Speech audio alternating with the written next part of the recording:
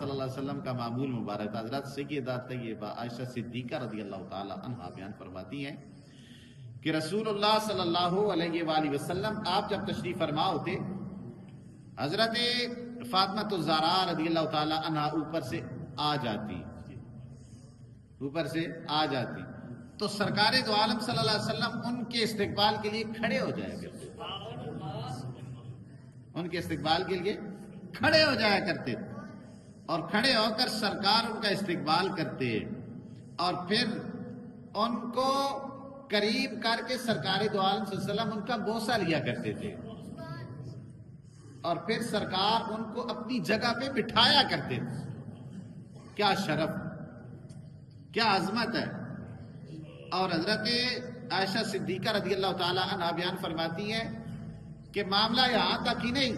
جب سرکار حضرت فاطمہ الزہرا کے یہاں جایا کرتے تھے تو ان کا بھی یہ طریقہ ہوتا تھا کہ آپ بھی اٹھ جایا کرتی تھی اور اٹھ کے آقا رحمت صلی اللہ علیہ وسلم کا استقبال فرمایا کرتی تھی